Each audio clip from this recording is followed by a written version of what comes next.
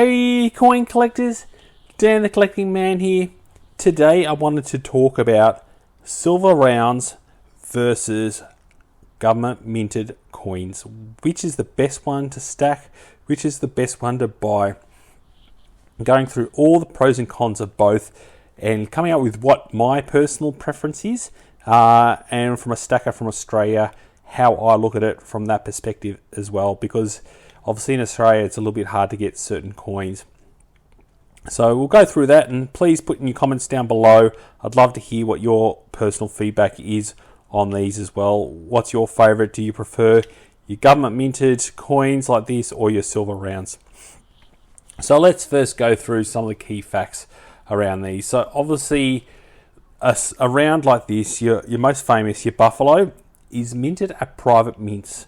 So there's obviously a little bit less regulation on these coins, but any kind of mint can really just produce silver rounds. With the government minted, obviously there's a lot more regulation going into actually developing and producing the coin. These are both 1 troy ounce of silver. They're both 3.9 fine silver, so they're both the same. And I thought it was interesting to look at the cost of these. So currently in Australia, so I'll go through with the kangaroo, which is our most common, obviously, coin within Australia. Currently, the swap price at filming from Australian dollars is $40.32. Looking at buying one of these at the moment, you're looking at around $46.07. So around just under $7 above. So a bit of a premium, bit of cost above your silver. Whereas the Buffalo, looking all around Australia to buy the Buffalo, was actually more expensive. So you're looking around $48 to some bullion dealers trying to sell these at $58. So that's nearly $18 above the spot price for a Buffalo, for a pure silver Buffalo.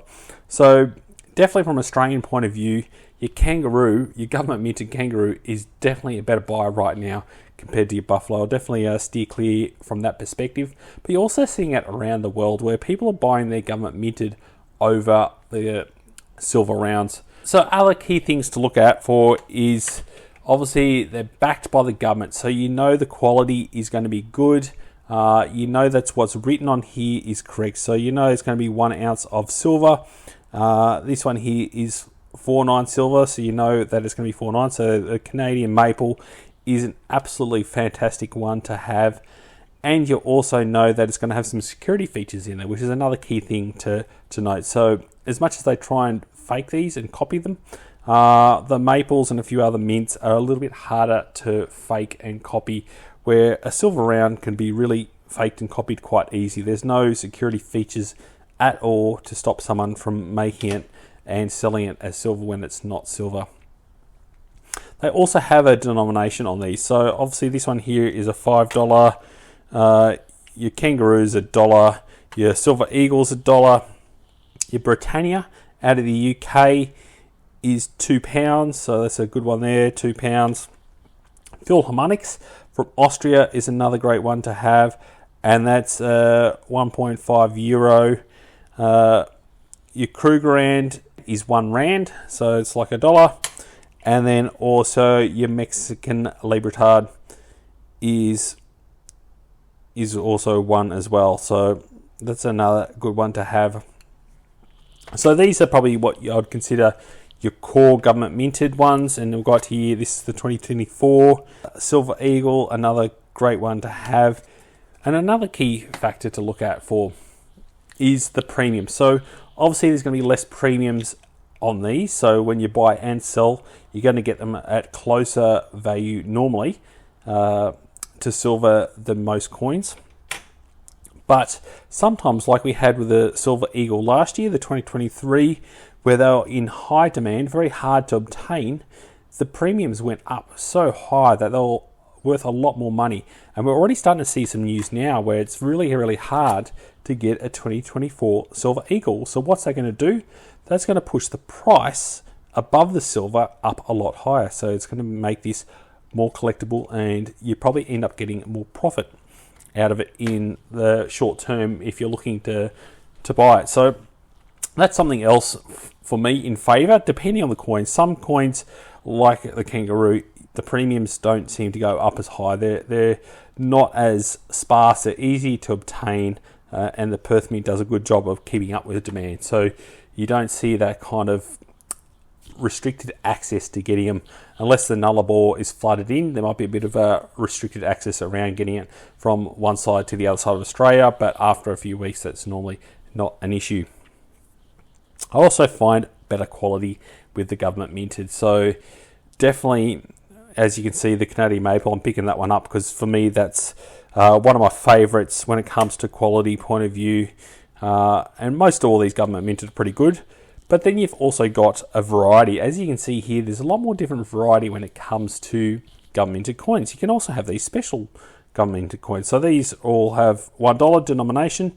Yes, you do pay a little bit more above the silver price for these. But how collectible are these? How many people are sorting after trying to get one of these coins right now and happy to pay well above the silver price to obtain it? Even like these ones here, the Lunar Dragon, definitely something that's very collectible, definitely something that people are paying and happy to pay a lot more for than your standard eagle. Another great one is your Kookaburra. So from that point of view, I think the government minted has a lot more variety, a lot more quality, and definitely a lot easier to sell as well. There's a lot less people trying to buy some of these, I'd almost call them fun coins in that regard. So you got this Bitcoin, that's pretty cool. People buy that if they're into their Bitcoin. You get some of all these kind of cool bullion coins. And personally, I don't own many silver rounds. One, because of the price in Australia is a little hard because we don't have any mints, private mints in Australia that are really producing these mints. And bullion dealers don't seem to be hunting them down to get them into Australia as much as they are some of these other key coins from around the world. Another key fact to look at for, and yes, it's probably ever going to happen, but if the silver ever went down to zero, at least these will have some value in them. At least yes, these will only be $1, where these will be pretty much worthless. They'll be just like almost a token. So I know that's never going to happen. We're never going to lose our silver value, but it's definitely, from my perspective, it's always good to have some kind of denomination on there, even though that's so far away from what the silver value is. It's definitely makes it more collectible and makes it, for me, something that's a little bit safer. So as you can hear, I'm definitely someone that's more tiered towards, from an Australian perspective and also a stacker perspective, definitely going towards my government minted coins over your silver rounds. For me, I don't think there is much fun to collect as well. So I do like collecting the series of different coins that come out.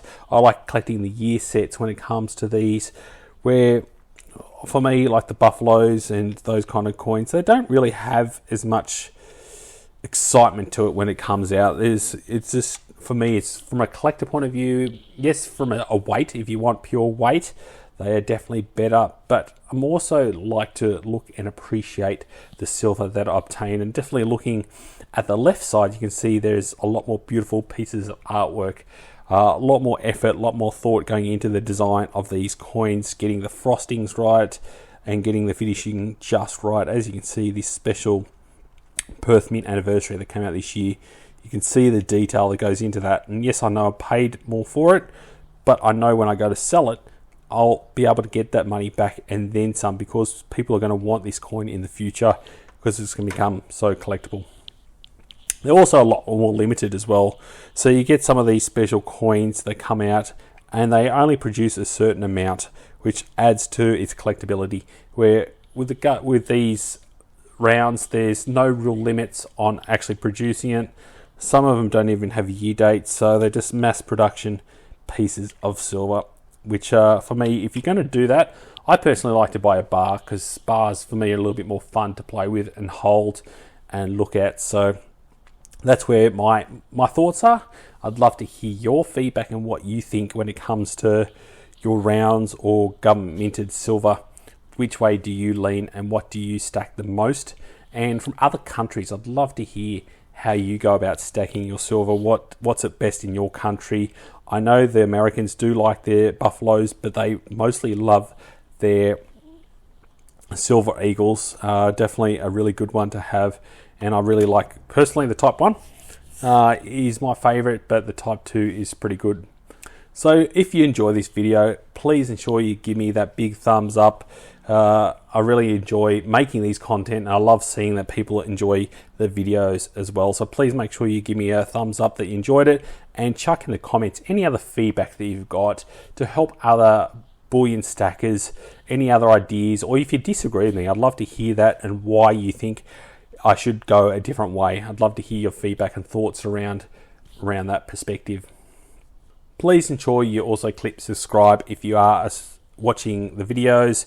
Apparently 90% of my viewers are not subscribers yet, so I'd love it if you click that subscribe, just to help you stay up to date when I release videos. I always do 3 videos a week, often on silver and gold, and also circulating coins from Australia. So I'd love to hear and see you join this community that I'm creating. Thanks so much for watching and joining the coin collecting community. I'll catch you in my next video. Dan.